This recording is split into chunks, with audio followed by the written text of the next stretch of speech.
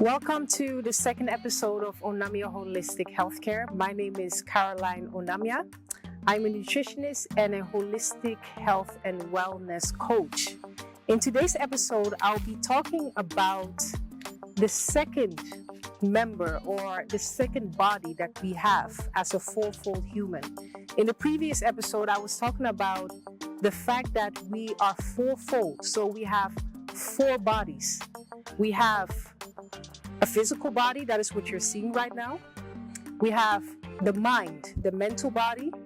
We have the soul, and we have the spirit, or you can also say the energy body. That part of you that keeps you alive. In Genesis chapter 1, when God said, "Let us make man in our own image," and he breathed the breath of life in man, and man became a living being. That breath of life is what I'll be talking to you about. That is the second body. Look at this beautiful bird. I can see it right there. You can see it. He's welcome. Yeah. Sorry, I was a little distracted. Whenever I'm in the beauty of nature and I see something, it captivates my it captures my attention. So I was just a little distracted. So let us go back to what I was saying. So in the book of Genesis chapter 1, God said, "Let us make man in our own likeness, in our own image." And man became a living being because he breathed the breath of life. That is in Genesis chapter 1, if you would read it. This breath of life is that very thing that causes you to stay alive. Have you ever wondered what wakes you up? Have you ever wondered what causes your lungs to pump, your heart to pump 24/7 without fail? Have you ever wondered what causes all these bodily functions to function? It is this breath of life. In Chi, in Ghana, the Ghanaian language, they call it Enframa. In the Greek, we call it Pneuma. In Hebrew, we say Ruach. All of these denotes this breath of life in every living being that has the breath of life. Animals, humans have this breath of life, and that is what keeps us alive. The minute that breath of life leaves the physical body is when the body would just die. The physical body would just die. So when you are going through things, and let's say that a car has, let's say, God forbid, a car hits someone and you die immediately. Your body has been damaged so much so that the breath of life cannot contain that physical body, so it leaves the body. And immediately when that breath of life leaves the body, it basically dies. It's the physical part of you that has died. But in successive videos, I'll be talking more in depth about this particular process. When you die, it is the physical part, the physical you that has left this realm, that is no longer of use. But the other members are still alive. Your spirit is still alive, you know? But let us focus on this particular body, this energy body. This is what keeps us alive.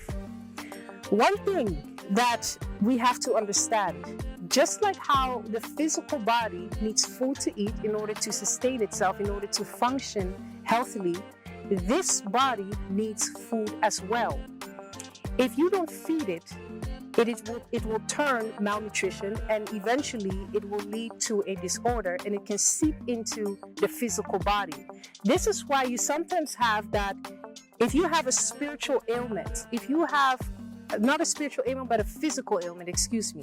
Let's say that you are physically having a disease and you go to the doctor for a diagnosis. And the doctors will tell you that everything is fine. We have done our medical checkup. We have done everything that we need to do, but there's nothing wrong with you. But you know for sure that there is something wrong with you. But the medical doctors can't see it. This is because the root cause is not in the physical body, and they cannot see it because the problem is in the energy body, it's in the spirit body. And because you haven't done something to feed that spiritual body of yours, that energy body of yours, it has become malnutrition. And that energy is seeping into the physical. And sometimes the doctors cannot see it, and sometimes they can see it, but they can't treat it. So you have to be careful how this works. When you're dealing with the spiritual body, it needs its food. And this is where the topic of spirituality or religion, but they're two different things, but spirituality comes into play, the understanding of the spiritual body. Certain things that you must do to strengthen the spiritual body. And that is what the entire holy manuscripts, the scriptures, all these ancient texts were telling you, is to develop the spiritual man, the spiritual woman, to develop the spiritual body.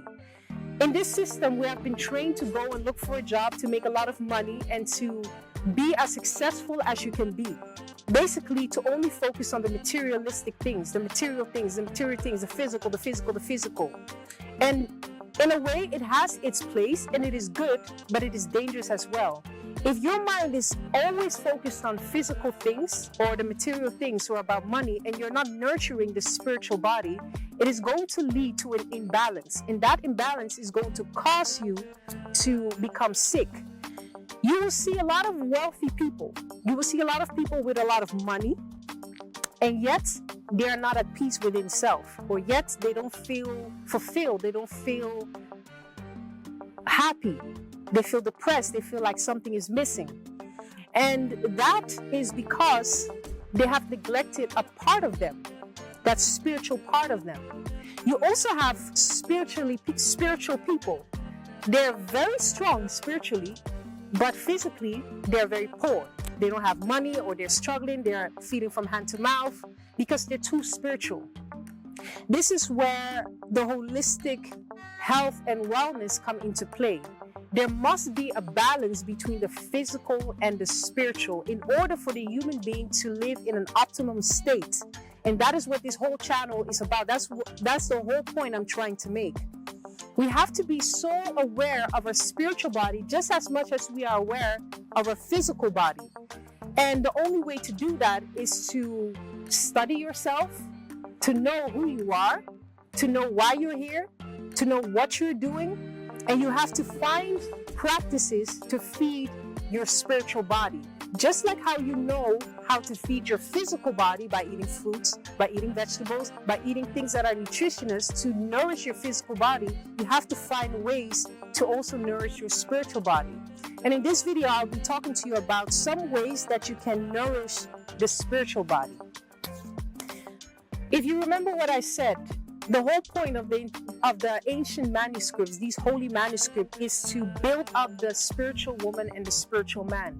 And it is important that you follow the instructions well, because they have its purpose. If we look at the scriptures, because I've been raised Christian, so I'm very familiar with the Bible. If we look at the book of Matthew chapter 7, the Christ, or you say Jesus Christ, was telling you different things to live a holy life. Let's say when you're giving, give without expecting anything in return. When somebody slaps you on the right cheek, turn the other cheek. Or do not steal, do not kill, do not destroy. All these moral, ethical values that he has been teaching in the book of Matthew, all has its purpose. The fruit of the Spirit is ethics, morality, righteousness, purity, value, virtues. Those are the fruits, the food of the Spirit. If you go to the Bible and you read in Galatians chapter 5, it talks about the fruits of the Spirit. These fruits of the Spirit are peace, joy, love, slow to anger, mercy, righteousness, purity. If you live a highly moral life, or a life that you know is righteous, so you're doing the right thing, constantly knowing, let's say I have the opportunity to steal, or I have the opportunity to lie, but I'm not lying, but I choose for truth, and I choose for righteousness, and I choose not to steal. That act in and of itself is a food to your spirit. If you are constantly living a life that is in contrary to your moral values, so you are experiencing a moral dilemma, you're choking that energy, that spiritual part of you. And if you do that long enough, you become spiritually weak to the point that you will become spiritually sick. It's the same way with the physical. If you're constantly eating hamburgers and donuts and unhealthy foods, and you're not exercising, you're not doing things that are healthy, you constantly smoke, you constantly drink, you're constantly doing things that is deteriorating the body, it is going to lead to a disease. The same way with the spiritual body. If you're constantly doing unrighteous things, if you're constantly walking in harmony with unrighteous things, and you're doing wicked things, you're choking that spiritual body. I'll give you a very good example. You have been married, let's say you're a woman and you have been married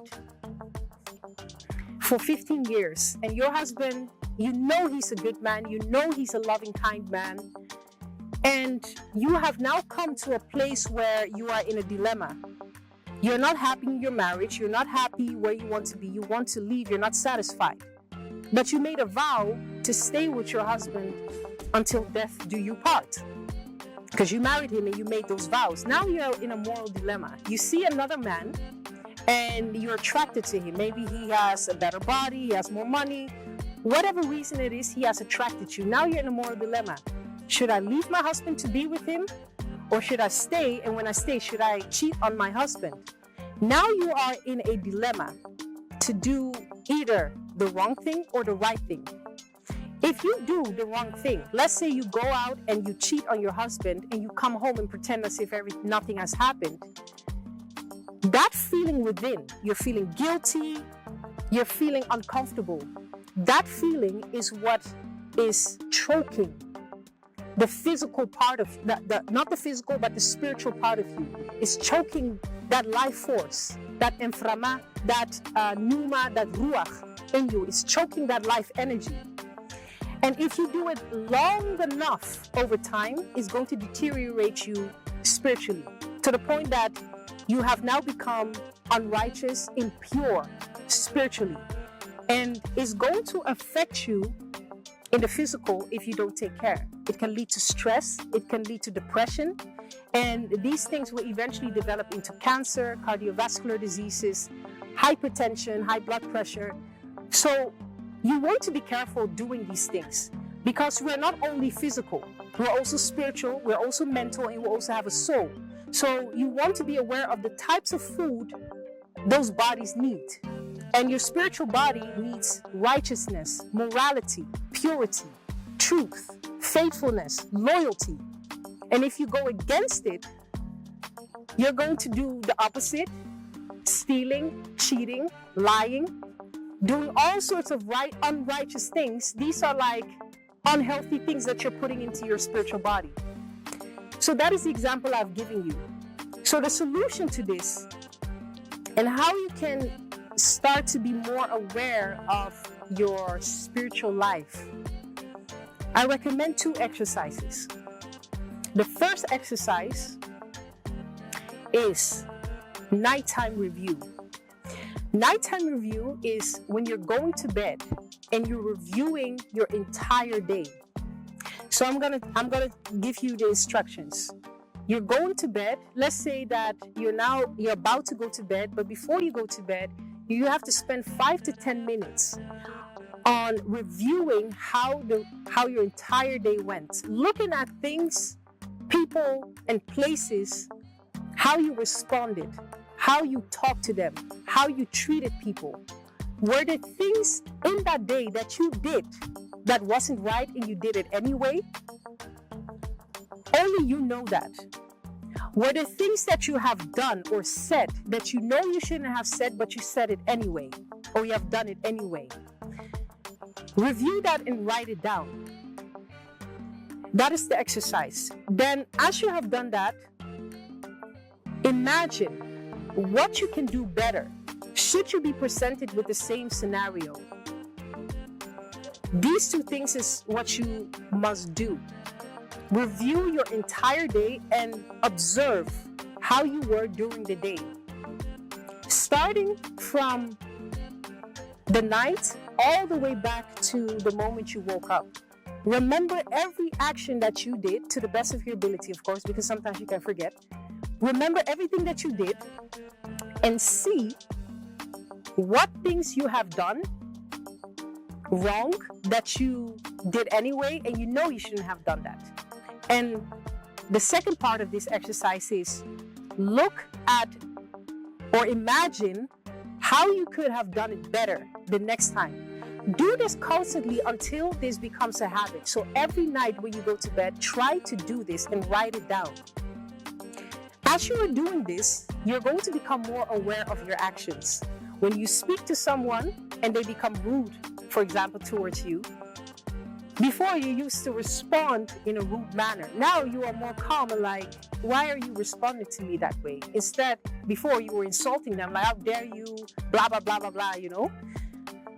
So as you do that, you become more aware of your behavior and you're fine-tuning how you act towards others, how you act towards the environment, how you act towards things, buildings, places, animals, anything around you. This is the first exercise that I want you to do in order to cleanse your body, because your spiritual body, because the fruit of the spiritual body is righteousness, is purity, is truth, is loyalty, is faithfulness, are all the good virtues in life. Let your goal be that during the day. Another thing that you can also do, the second exercise, is service. Service to humanity, service to your community.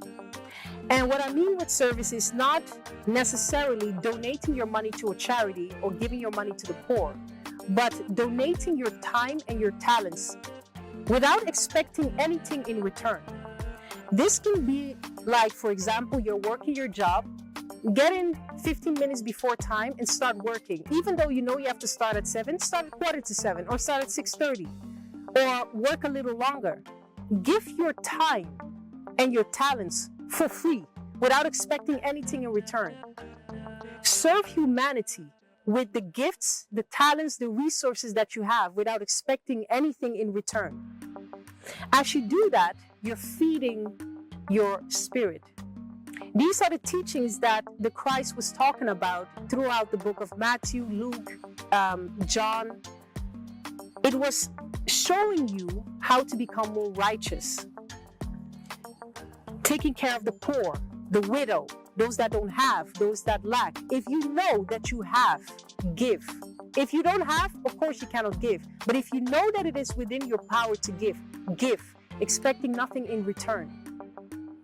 As you're doing that, as you're doing these righteous deeds, you're giving service to humanity and you're treating people with righteousness and kindness and love and truth and purity. You're feeding the spirit. And as you're feeding that with the healthy foods, these are the healthy foods of the spirit. As you're feeding that, you're building it up and you're nourishing it to the point that it's going to seep into your physical body. Those that are righteous, the saints, the holy people, the ancient ones, they never get sick and they quite live long. That's what's in back then. And I'm very sure that in today's time, in Asia, in Africa, the righteous ones, the righteous wise elders, they live long. Have you ever wondered why? There's always a reason to someone's longevity. That's why when you're doing righteous, you may think that it is not being praised because, of course, we're living in a very, very wicked world, very Luciferian. They praise unrighteousness and stupidity, but it pays to be righteous. You may think that nobody is going to look at it, nobody's going to value it, they don't even care because it's seen as why you always try to be the good guy. But the reward of the Spirit is not the same reward as what this world is giving you. The reward of the Spirit is building you up spiritually. So when you die, this physical body is going to shed. You're going to give it back to the earth anyway. We're not going to live forever on this planet, but your spirit never dies. As you're building yourself up spiritually, you're going to transition. And if you have lived a righteous life and you have built yourself up spiritually by living righteously, by doing good, by walking in harmony, with righteousness and truth, with the divine creator God, you are going to transition into a better place. But if you live wickedly and you have done wicked things and you have been feeding the spirit with unhealthy things, basically these unhealthy things are the unrighteous things, you have weakened your spirit so much so that it is going to be in a diseased state. And as it is being in a diseased state, it's not going to a better place. That is the whole point of you living righteous. Your reward is not material things, because the spirit is not material. It are spiritual. If you give your body good things, you will attract good things into your body, and your body will live strong, healthy. The same way with the spiritual body. So be aware of your spiritual body. Be aware of what to feed it with. Be aware of how to go about things, how to treat people, how you live. Live righteous for the sake of your spiritual well-being. So do these 2 exercises. Do this constantly until it has become a part of your lifestyle. Because when it does, you will see that you will experience a greater change. In the next video, I'll be talking about the 3rd member of the fourfold human. And that is that part of you that has desires and passions and it wants to do. And I'll be talking to you about that, and I'll be showing you what that part of you is. If you like this video, make sure that you like it. Make sure that you share it. I wish you peace, health, and longevity. Live righteously for the sake of your own self, but also for the sake of the people around you and for the sake of this greater realm that we're living in, this great earth, planet Earth. Do righteous. Be of service to humanity. Be of service to your community. Do what you know is good, even if no one is looking, because your reward doesn't come from people. Visit my website on www.unamiaholistichealth.com. You can book a consultation if you need holistic health and wellness coaching, if you need more understanding on these teachings. You can also book a consultation if you're dealing with eating disorders or you want to lose weight and you want to eat healthier. You can also contact me because I'm also a certified nutritionist. Share this video once again. Also follow my social media pages on my Instagram, on my Facebook, Onamia Holistic Health. And you can also send me an email or send me a message. You can see all of this in the description down below. Thank you once again for your attention. I wish you once again peace, health, and longevity. Be righteous, be strong, be healthy. I will see you in the next video. Peace.